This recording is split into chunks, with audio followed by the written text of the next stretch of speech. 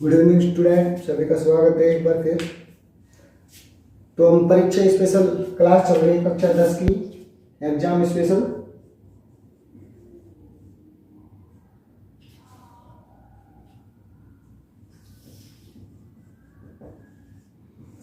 Exam special class में हमने कल बात की थी जनसंख्या की, मानव संसाधन के पाठ की। मानव संसाधन जो लेसन है उस हालांकि सिलेबस पॉइंट में हट गया है, परंतु इसमें से फिर भी कुछ ना कुछ टॉपिक आ जाता है ना। तो हमने कल जनसंख्या की जनगणना की बात कर ली थी, जनगणना किस प्रकार होती है जनगणना के बारे में बात कर ली थी। फिर उसके बाद में जनसंख्या का इतिहास के बारे में बात कर ली थी हमने कि भारत में जनगणना की शुरुआत कब हुई थी, कब से लगातार चल रही थी। उसके बाद में जनसंख्या वृद्धि की बात कर ली थी, जनसंख्या घनत्व की बात कर ली थी। और आज हम बात करते हैं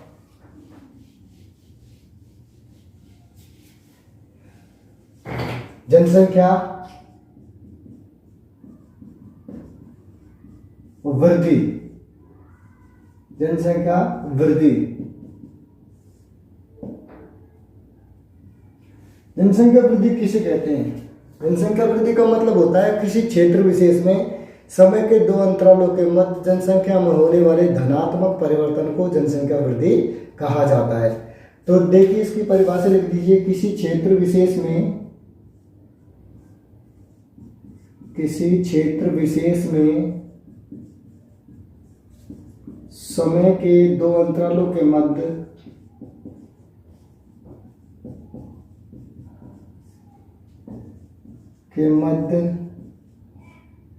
जनसंख्या में होने वाले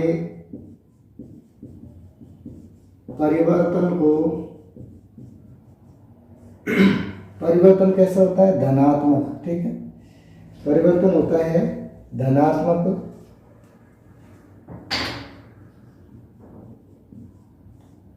धनात्मक परिवर्तन को जनसंख्या वृद्धि कहा जाता है।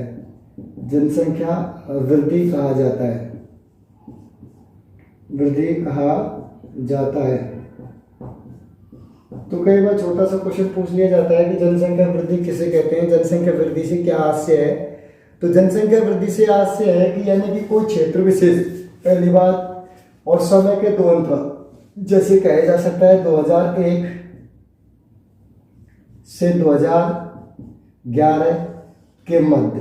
तो समय का अंतराल है 2001 से 2011 के मध्य। कितने वर्ष का अंतराल हो गया? 10 वर्ष का।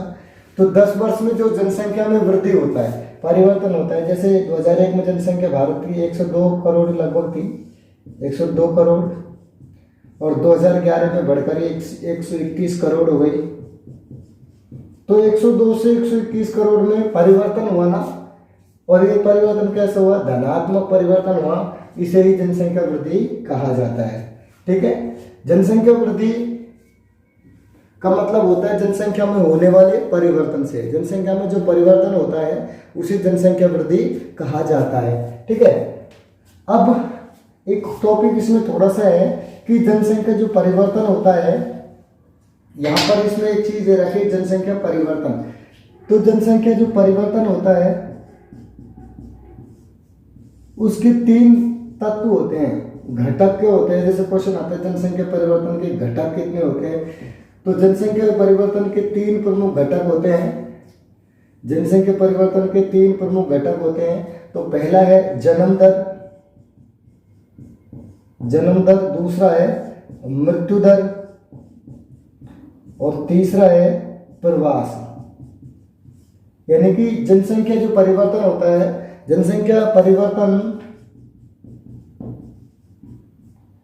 को प्रभावित करने वाले कारक पूछ लिया जाए, क्वेश्चन ऐसे पूछ सकता है कि जनसंख्या वृद्धि को प्रभावित करने वाले कारक, जनसंख्या परिवर्तन को प्रभावित करने वाले कारक कौन से हैं, जनसंख्या में जो परिवर्तन होते हैं उनके कौन से कारक निर्धारित करते हैं।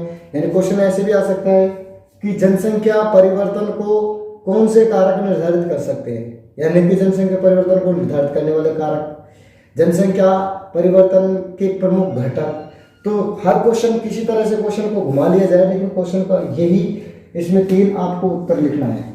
जन्म दर क्या होती है, मृत्यु दर क्या होती है ना, जन्म दर और मृत्यु दर में क्या अंतर है। ठीक है, तो जन्म दर को सबसे पहले डिफाइन कर लेते हैं, इसको परिभाषा दे देते हैं कि 1000 जीवित, 1000 जन्म पर जन्म लेने वाले बच्चों में जीवित बच्चों की संख्या, जीवित बच्चों की संख्या क्या कहलाती है? जन्म दर कहलाती है। इसका तुमको कुछ समझ आया नहीं आया? देखिए, इसका मतलब यह है कि 1000, कोई भी हम 1000 व्यक्ति ले लेते हैं, 1000 में से कितने व्यक्तियों ने जीवित है? जैसे मान लो सपोज कर लीजिए 5000 बच्चों ने जन्म लिया, ठीक है, उनमें से 4000 जीवित रहे, तो इनको ही हम वृद्धि में जन्म दर में रख सकते हैं। बाकी 1000 जो मर गए हैं उनको हम इसमें शामिल नहीं करते हैं। इसका मतलब ये होता है। अगला जो है मृत्यु दर होता है। मृत्यु दर का अर्थ क्या होता है? मृत्यु दर का अर्थ होता है 1000 जनसंख्या पर प्रति और लगा लेना, प्रति 1000, यहां पे प्रति लगा लेना, प्रति 1000 जनसंख्या पर मरने वाले लोगों की संख्या, मरने वाले या मरने वालों की संख्या क्या कहलाती है? मृत्यु दर कहलाती है। ठीक है, यानी कि 1000 जनसंख्या पर कितने व्यक्तियों की मृत्यु हुई है उसको हम किस में रखते हैं? जनसंख्या की मृत्यु दर में रखा जाता है। और 1000 में से 1000 जन्म लिया, उनमें से कितने जीवित रहे वो किस में रखा जाता है? जन्म दर में रखा जाता है। ठीक है, उसके बाद में एक फैक्ट जो रह गया है, वो फैक्ट कौन सा है? वो फैक्ट है प्रवास। प्रवास का मतलब क्या होता है? प्रवास का सिंपल अर्थ है किसी क्षेत्र को छोड़कर दूसरे क्षेत्र में, किसी क्षेत्र को छोड़कर दूसरे क्षेत्र में जाकर बसना क्या कहलाता है? प्रवास कहलाता है। ठीक है, इसके दो तत्व होते हैं, यानी किसी क्षेत्र विशेष को छोड़कर दूसरे क्षेत्र में जाकर बसना, स्थायी बसना जो हो जाता है, स्थायी रहने लग जाते हैं। बसना का मतलब होता है एक क्षेत्र को छोड़कर दूसरे स्थान पर रहने के लिए चला जाता है और फिर वो वापस नहीं आता है, तो उसे बोलते हैं स्थायी प्रवास या प्रवास। प्रवास दो प्रकार से इसकी संरचना दो मानी गई है। एक तो मानी गई है आप्रवास और एक मानी गई है प्रवास। आप्रवास और प्रवास का मतलब क्या होता है? तो प्रवास क्या होता है? जैसे ये ए स्थान है और ये बी स्थान है। कोई व्यक्ति राम है, ए स्थान को छोड़कर बी स्थान पर चला गया रहने के लिए। कहाँ चला गया? यहाँ आ गया, तो ए स्थान पर इसको क्या कहेंगे? प्रवासित। क्या कहेंगे? प्रवास। तो राम ने कहाँ से प्रवास किया? ए से। और आकर बसना, ये क्या कहलाता है? आप्रवास। यानी कि बी बिंदु पर राम को क्या कहेंगे? आप्रवासित, आप्रवास। ठीक है, तो ये चीज आपको ध्यान रखनी है। उसके बाद में अगला जो फैक्ट है वो अपन पढ़ते हैं लिंग अनुपात। अगले जो बात करते हैं लिंग अनुपात की बात करते हैं, और इसका लास्ट टॉपिक अपन पढ़ेंगे लिंग अनुपात के बारे में। लिंग अनुपात के बाद में हम इस पार्ट की कंप्लीट अध्ययन कर लेंगे, यानी कि इससे ज्यादा फैक्ट इस पार्ट में नहीं पूछ सकते। सिलेबस में हटने के बावजूद भी इसके बारे में पूछा जा सकता है। ठीक है, अब बात करते हैं लिंग अनुपात क्या होता है। लिंगानुपात कहीं पर इसको पूछ भी सकता है, क्वेश्चन इस प्रकार भी पूछ सकता है, लिंग संरचना किसे कहते हैं? लिंग संरचना का सूत्र बताइए। तो लिंग अनुपात या लिंग संरचना एक ही बात है, यानी कि प्रति हजार स्त्रियों पर प्रति हजार स्त्रियों पर पुरुषों की संख्या, सॉरी उल्टा लिख दिया मैंने। ये डिफाइन इस तरह से, प्रति हजार, ये विश्व की संरचना बता दी थी मैंने। प्रति हजार पुरुषों पर स्त्रियों की संख्या को लिंगानुपात कहा जाता है। संख्या को लिंगानुपात कहा जाता है, कहा जाता है। यानी कि 1000 पुरुषों पर कितनी स्त्रियां हैं उसे लिंगानुपात कहा जाएगा। ठीक है, यानी कि 1000 पुरुषों पर कितनी स्त्रियां हैं उन्हें लिंगानुपात कहा जाएगा। तो इसका जो सूत्र है वो है स्त्रियों की जनसंख्या, स्त्रियों, देखिए हम लिंगानुपात की बात कर रहे थे कि लिंगानुपात प्रति 1000 पुरुषों पर स्त्रियों की संख्या को लिंगानुपात कहा जाता है। स्त्रियों की जनसंख्या बटा पुरुषों की जनसंख्या गुणा 1000, ये इसका क्या है, लिंगानुपात ज्ञात करने का सूत्र है। उसके बाद में कुछ फैक्ट जो आपसे पूछे जा सकते हैं वो इस प्रकार है कि भारत का लिंगानुपात कितना है। तो भारत का लिंगानुपात कितना है, प्रति 1000 पुरुष 940 स्त्री प्रति 1000 पुरुष, यानी कि 940 स्त्रियां हैं 1000 पुरुषों पर। ठीक है, इसके बाद में दूसरी बात कर लेते हैं कि भारत में सर्वाधिक लिंगानुपात कौन से जिले में है, राज्य में है। तो केरल है, 1084 स्त्री प्रति 1000, सबसे ज्यादा यहाँ पर है। उसके बाद में दूसरी बात कर लेते हैं, न्यूनतम की बात करें तो न्यूनतम लिंगानुपात जो कि हरियाणा में है 877 स्त्री प्रति 1000 पुरुष है। उसके बाद में थोड़ा सा फैक्ट आपको हर चीज में राजस्थान के बारे में जान सकते हैं, क्योंकि राजस्थान के बारे में भी कुछ फैक्ट आपसे पूछे जा सकते हैं। तो राजस्थान का लिंगानुपात पहले तो सबसे पहले ये पता होना चाहिए, तो 926 स्त्री प्रति 1000 पुरुष है। और ये जो जितने भी फैक्ट हैं वो 2011 की जनगणना के अकॉर्डिंग है। ठीक है, 2011 की जो जनगणना है उसके अकॉर्डिंग ये चीज आपको दिखाई गई है। ठीक है, उसके बाद सर्वाधिक लिंगानुपात वाला जिला की बात कर ली जाए तो डूंगरपुर है, 990 स्त्री प्रति 1000 पुरुष मानी गई है। उसके बाद में न्यूनतम लिंगानुपात वाला जिला है वो धौलपुर है, इसका है 845 स्त्री प्रति 1000 पुरुष। ठीक है, सर्वाधिक लिंगानुपात वाला राज्य केरल, न्यूनतम लिंगानुपात वाला राज्य हरियाणा, 877 स्त्री प्रति 1000 पुरुष है। ठीक है, तो इस पाठ में हम केवल इतनी सी बात नहीं करेंगे और एक थोड़ी सी चीज और आपको इसमें देखनी पड़ेगी, वो आपको जरूरी भी है। एक टॉपिक लास्ट है इस पाठ में, फिर इस पाठ को अपन खत्म करते हैं, वो है साक्षरता। साक्षरता क्या होता है, साक्षरता के बारे में बात करेंगे। साक्षरता, साक्षरता, साक्षरता की बात कर लेते हैं। तो सबसे पहले तो आप इसकी परिभाषा आनी चाहिए, साक्षरता होती क्या है। साक्षरता का मतलब क्या होता है, यानी कि 0 से 6 से 14 वर्ष ये उम्र मानी गई है, 6 से 14 वर्ष तक के बच्चे किसी भी भाषा को, किसी भी भाषा को बोलने, समझने, समझाने, लिखने और पढ़ने की योग्यता जो व्यक्ति रखता है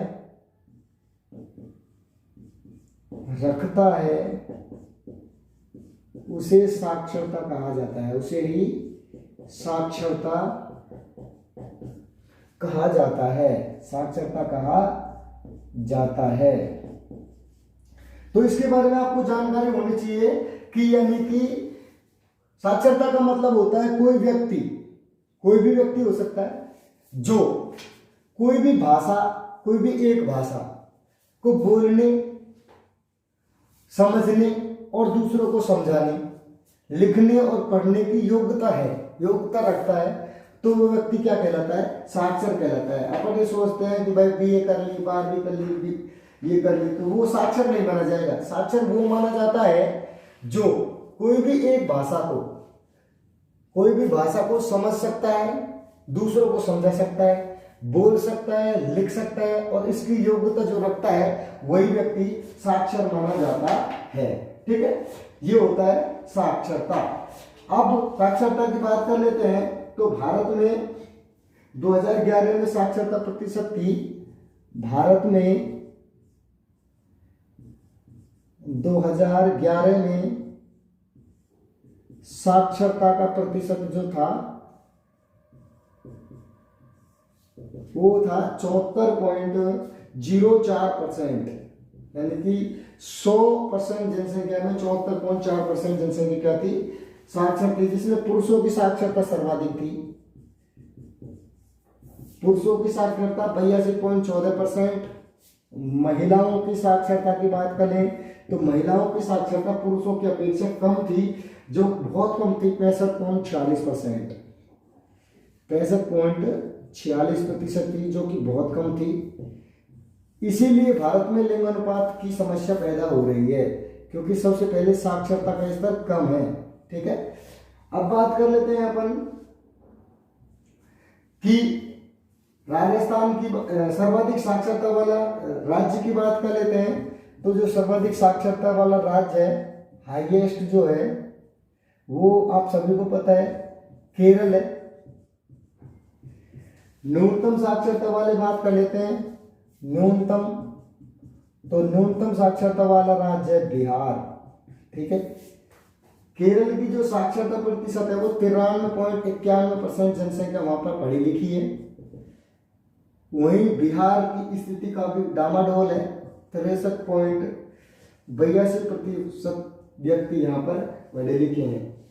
राजस्थान की बात करें तो राजस्थान की साक्षरता कितनी है, राजस्थान की साक्षरता 67.7% है। 2011 के आंकड़े हैं सभी, ये फैक्ट 2011 के हैं। ठीक है, जिसमें पुरुषों की 80.51, पुरुषों की साक्षरता कितनी है, 80.51। वहीं पर स्त्रियों की जो साक्षरता है वो भी भारत राजस्थान में भी काफी डामाडोल है, वो है 52.66%।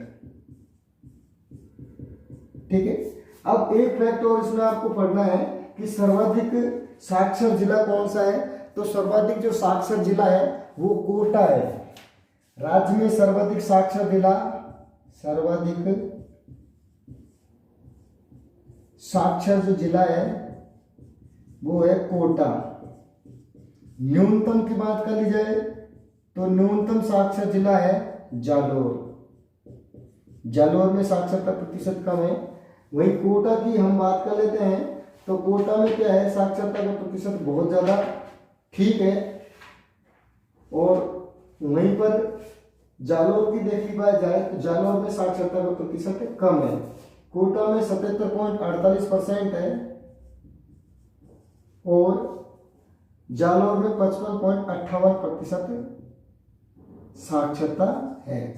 तो इस तरह से हमने इस लेसन को कंप्लीट कर दिया। मानव संसाधन वाला पाठ आपका कंप्लीट हो गया है। मानव संसाधन वाला पाठ, हालांकि सिलेबस पॉइंट में हो या ना हो उससे आपको कोई प्रभाव नहीं पड़ता, क्योंकि इस तरह की जो ये डिटेल हमने लिखी है अभी तक, जो मैंने आपको क्लासों के माध्यम से बताया है, इसमें से आपको प्रश्न जरूर पूछ लिया जाता है। ध्यान रखना, इसमें कौन सा सिलेबस हटा है कौन सा नहीं हटा है, ये कोई बड़ी बात नहीं है। तो जो भी आपने पाठ के कोर्स नहीं करे हैं उसके जो इम्पोर्टेंट फैक्ट हैं उनको मैं एक बार आपके पास रिवाइज कर दूंगा सबको, ताकि वहाँ से भी अगर बाई चांस कोई प्रश्न उठा ले एग्जाम तो आपको कोई समस्या नहीं होगी। तो ठीक है, यही हम क्लास को देते हैं विराम। कल एक और नए टॉपिक के साथ हम मिलेंगे। ठीक है, धन्यवाद। चैनल को शेयर और सब्सक्राइब कीजिए। Okay, thank you.